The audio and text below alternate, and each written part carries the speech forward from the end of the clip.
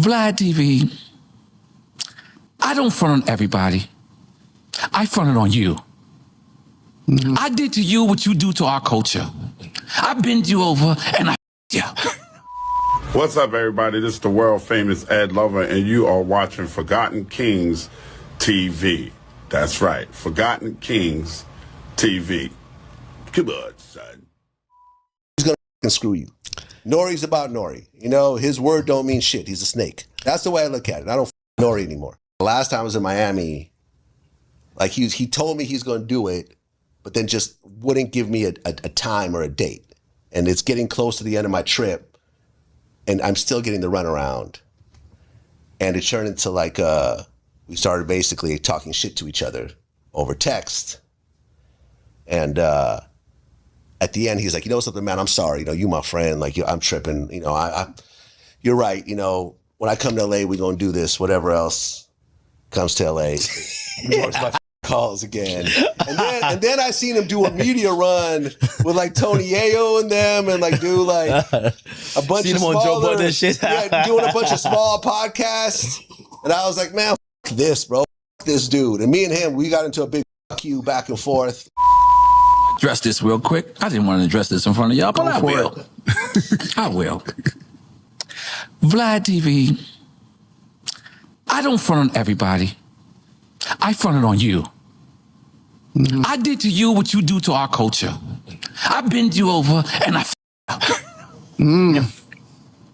yell at me. Mm-hmm. Because you know what? I was going to do your interview. And you flaked on him. Guess what? I'm a grown man. I have a right to change my mind. Facts. Right. And then y'all are just too small. He's too sharp right now. Yeah. And I start to see how shit is changing. I start to see how you actually put Rick Ross, you actually try to put Rick Ross in jail. Mm. That, in my world, you're a rat. Yeah. Mm. You're told. Yeah. You benefit off of black drama. You do. Mm. You are Jerry Springer. Now. He was like, yo guys, charge him because he's not gonna do your interview. No, I'm not doing yours. I don't like you. So guess what? I played the game that you've been playing for years. Welcome to the motherfucking party. Make some noise. Listen, y'all, somebody send a warning to Vlad and let him know. Watch yourself in the presence of N.O.R.E. because moments ago, N.O.R.E. went off on Vlad calling him a snake. Okay, for those who missed it a couple of weeks ago, Vlad was in an interview with academics and explained his falling out with N.O.R.E. Okay, according to Vlad, you know, him and N.O.R.E. spoke about doing an interview, right, on each other's platform. And for whatever reason, we seen Vlad on Drink Champs, but we never seen N.O.R.E. on Vlad again. Okay, now, of course, you heard N.O.R.E.'s response. He says, you know, he had to change your heart at the last minute. But now he talking crazy, talking about bending Vlad over and doing to him what Vlad has been doing to the coach. Okay, now, listen, we understand N.O.R.E. and the Drink Champs platform, you know, they've been through a lot, right? Ever since that Kanye interview, listen, people have been looking at N.O.R.E. and the Drink Champs under the light. Let's be clear, right? Everyone's keeping their eye open, watching, you know, N.O.R.E. and how he moves with the platform because, again, you know, it seems as if not just N.O.R.E., but a lot of these platforms, they go against the culture's wishes, right? Many people on numerous occasions have warned about doing business with Vlad. And as you can see, as of today, it hasn't stopped anyone from going on his platform. I mean, let's be real. Money talks, right? And, you know, of course, recently, Vlad apologized for his comments made about the minister. But some would say it was too late, right? The ship done sailed. At this point, you know what you're getting into when you're doing business with a Vlad and his platform. And like I said, people are still supporting it, right? Whether you're for Vlad and his platform or against it, understand this is the risk you take when doing business with Vlad, okay? We seen what happened with him and Ari Spears. You know, him and Aries, they had a tight relationship, right? So we thought, just to find out, Vlad hit him with everything but the kitchen sink. I mean, come on. At this point, Vlad, you know, he's feeling himself when it comes to the culture. He feels like no one can check him because he has money. And, you know, the guests continue to return on the platform. I mean, listen, ego is crazy. Now, N.O.R.E., like I said, you know, if you're a man of your word, you're supposed to stick to your word. But for whatever reason, N.O.R.E. saying, you know what? He had to change your heart. And he's never going back on VladTv. So y'all let me know, man. What are your thoughts on this controversy involving N.O.R.E. and DJ Vlad? Again, Vlad talking super crazy, calling him a snake.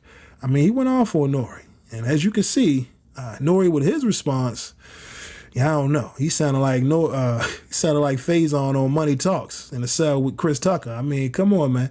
You gotta watch yourself, N.O.R.E. I get it.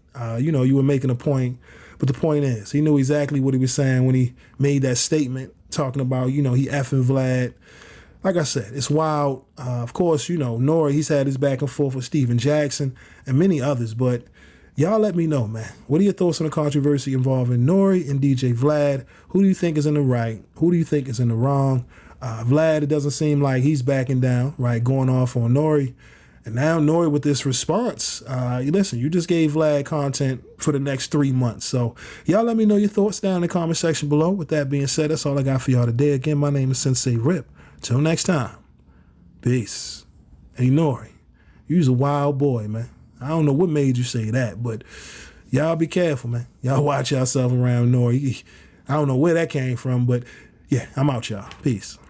Salute, world. I need y'all to do me a favor right now and check out this amazing poetry book by author Linwood Jackson Jr. titled Becoming Wrestling with Life. All right, available right now at Amazon, Barnes & Nobles. But if you want to order your copy today, make sure to hit the link in the description. All right, recently Linwood Jackson Jr. sat down on Conversations with Rip, and we had an interesting dialogue about religion versus spirituality in 2026. So if you want to check out the full interview, make sure to hit the link in the description. I appreciate each and every one of y'all for supporting the platform. And if you're interested in promoting your business, your brand, your book, music, listen, hit us up at Forgotten Kings TV. That's with a Z at gmail.com. And listen, we can have that conversation today. All right, again, appreciate the support, but let's get back to the clip. Pain is necessary, but at the same time, I think it depends on what you do with that pain. Because as a writer, I love to write in a state of emotional dreariness. Emotion is necessary for art. Any kind of art, you need to be able to sense a loss of yourself in order for that art to shine in the beauty that it's supposed to be. And I don't think that's just held to art. I think that that's held to everything. And I think that if a society and a culture and a community of a culture and society has been so beat down and felt pain and has yet to do anything about that collectively, I think that that pain has become a source of something else than what it needs to be, or that pain has been somehow structurally conceived to be defined in a way to where it can be a coping mechanism. We're going to cope through this pain now, and we're going to have this as our story, our continuing epic, but at the same time, the revelation of the necessary